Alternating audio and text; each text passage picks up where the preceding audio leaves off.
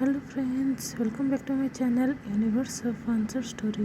तो चलिए शुरू करते हैं हमारी स्टोरी का लास्ट पार्ट। इस पार्ट की शुरुआत वहीं से होती है जहां पर पिछला पार्ट ख़त्म हुआ था, यानी कि जब हमारे विंग and Jiang and Song Lan hotel के लिए निकल आए थे। उसके बाद हमें होटल का सीन दिखाया जाता है, जहाँ पर जब ये तीनों होटल रूम पर पहुँचते हैं तो देखते हैं उस रूम में वांगजी नहीं था और हम मिंग्यो बंधा होकर नीचे गिरा हुआ था, जिसको देखने के बाद विंग थोड़ा घबरा जाता है और चिल्लाते हुए वांगजी को बुलाने लगता है।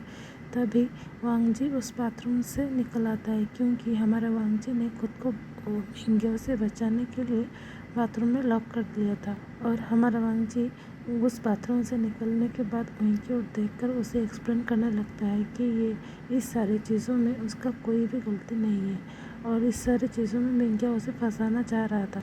जिस बात को ना सुनते हुए विंग भागकर जाकर वांगजी को हक कर लेता है और उसको सहलाते हुए कहता है कि तुम चिंता मत करो, आई ट्रस्ट यू।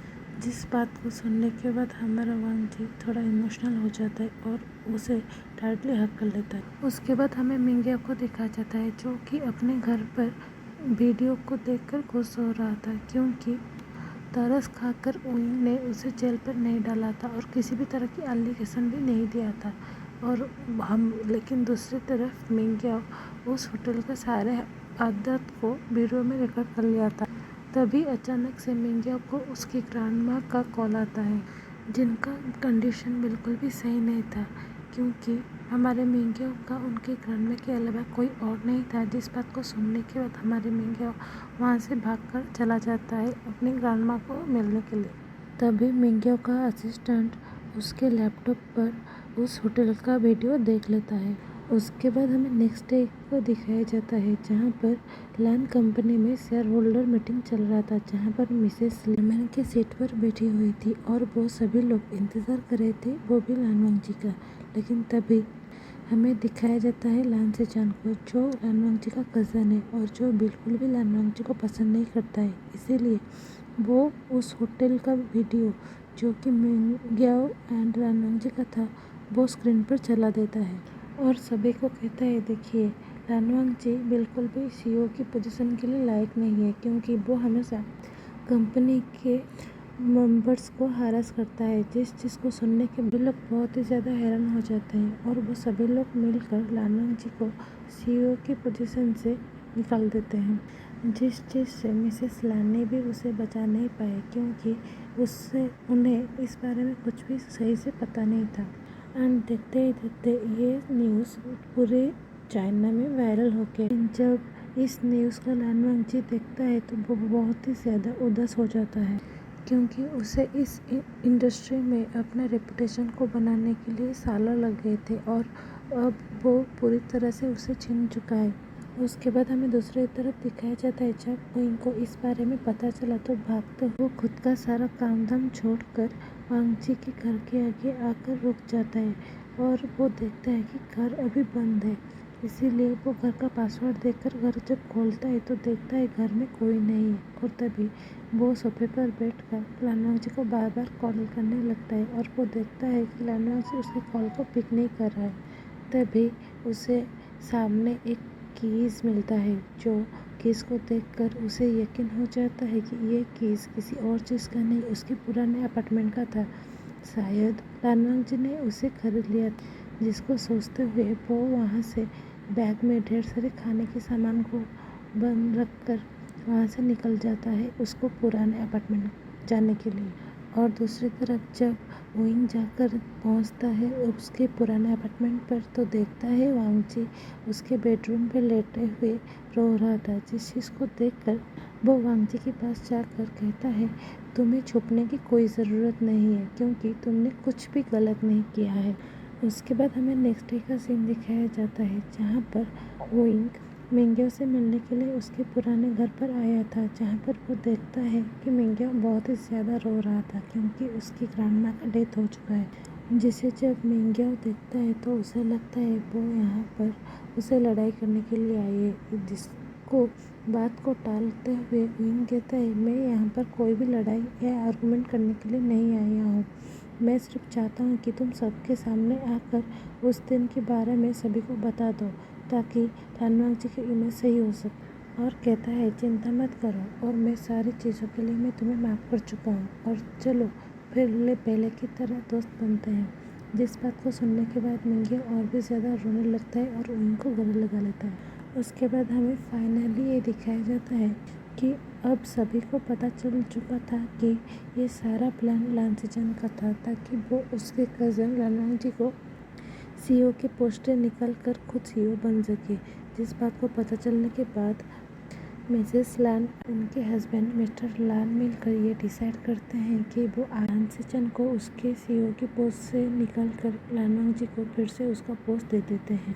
उसके बाद हमें 2 मंथ के बाद का सीन दिखाया जाता है, जहाँ पर एक वेडिंग हॉल था, जहाँ पर किसी और का नहीं हमारे प्यारे सॉन्गलान एंड जियांगजान का वेडिंग सेरेमनी हो रहा था। और सभी लोग बहुत ही ज़्यादा खुश थे क्योंकि अब सभी के लाइफ में सारे परेशानियां दूर हो चुका था। उसके बाद हमें दिखाते हैं इन दोनों की शादी के बाद जब बुक्के फेंकने की बारी आई, तब वो बुक्के जाकर विंग के पास गिरता है, जिस चीज़ को देखकर विंग के साथ साथ वांग जी भी हैरान हो जाते हैं और तुरंत ही घुटने के बल जाकर उस बुक्के को विंग के हाथों से लेकर विंग को प्रपोज कर लेते हैं शादी के लिए। जिस बात को देखकर विंग इमोशनल हो जाता है और वांग जी को गले लगाते हाँ कहता है, जिसके बाद हमारा वांग जी विंग को सभी के सामने किस करता है, जिस चीज़ को देखकर सभी लोग ताली मारने लगते हैं। उसके बाद हमें पूरे 5 साल के बाद का सीन दिखाया जाता है, जहाँ पर एक गार्डन में 2 बच्चे एक दूसरे से लड़ रहे थे, जिसे देखकर उन दोनों के मॉम यानी कि हमारा प्यारा विंग एंड जियांगजान भागकर आकर उन दोनों को अलग करते हैं, क्योंकि ये दोनों कोई और नहीं हमारे लानवांग जी एंड बेबीशियन के adopted son Lan Sisui and Song Lan and जियांगजान के adopted son सॉन्गलिंग है। इसके बाद हमें दिखाते हैं, इसके बाद वहाँ पर लानवांग जी एंड सॉन्गलान आते हैं, जो अपने हाथों में ढेर सारे खाने को चीज़ लाए थे, क्योंकि आज ये दोनों परिवार हॉलीडे पर घूमने के लिए लानवांग जी के फार्म हाउस पर आए थे। आज का सारा खाना हमारे दोनों मेन यानी कि लानवांग जी एंड सॉन्गलान करे थे। उसके बाद लानवांग जी एंड सॉन्गलान अपने अपने हाथों में पकड़े हुए गए सारे खाने को टी टेबल के ऊपर रख देते हैं और जाकर अपने अपने बच्चों को गोद में उठा लेते हैं और कहते हैं तुम दोनों हमेशा लड़ाई क्यों करते हो, तुम दोनों को दोस्त बनकर रहना चाहिए जैसे कि आपके पेरेंट्स हैं। जिसे सुनकर हमारे लान सुई आई रोल करता है, जिस चीज़ को जब विंग नोटिस करता है तो वो मुस्कुराने लगता है और जियांगजान को देखा कर कहता है कि देखो ये बिल्कुल ऐसा लग रहा है कि जैसे ये आगे जाकर कपल बनेंगे। जिस बात को सुनकर सॉन्गलान कहता है ऐसा कुछ नहीं होगा, अगर बनना होगा तो आगे बन जाएंगे और इस बारे में हम लोग इन दोनों को बिल्कुल भी प्रेशराइज नहीं करेंगे। जिस बात को सुनकर जियांगजान कहता है तुम इतने सीरियस क्यों लेते हो, हम लोग सिर्फ मजाक कर रहे थे। तभी लानवांग जी विंग के कंधों पर अपना हाथों पर रख कर कहता है बाबे यहाँ से चलो, ये दोनों हस्बैंड वाइफ ऐसे ही लड़ते रहेंगे। ऐसा कहकर वो तीनों वहाँ से चले गए और जिस चीज़ को सुनने के बाद जियांगजान मुंह बनाते हुए वांग जी की ओर भागने लगता है और कहता है मिस्टर लान आपने ये सही नहीं किया, आप कैसे हमेशा हमें टीस कर सकते हो। जिसे सुनकर लानवांग जी मुंह बनाते उन दोनों की ओर देखकर कहता है क्योंकि ये मेरा हक है और क्योंकि तुम मेरे बेस्ट फ्रेंड के हस्बैंड हो और मेरे वाइफ के बेस्ट फ्रेंड। जिस चीज़ को सुनकर विंग मुक्का मारते हुए कहता है मैं तुम्हारा वाइफ नहीं तुम्हारा हस्बैंड हूँ। जिस चीज़ को सुनने के बाद वांग जी आँख मार कर विंग की ओर देखकर कहता है तो चले बेडरूम पर और बताते हैं कौन हस्बैंड है और कौन वाइफ। जिस चीज़ को सुनने के बाद विंग शर्मा जाता है और वहाँ से भागकर चला जाता है। तो आज ख़त्म होता है ये स्टोरी।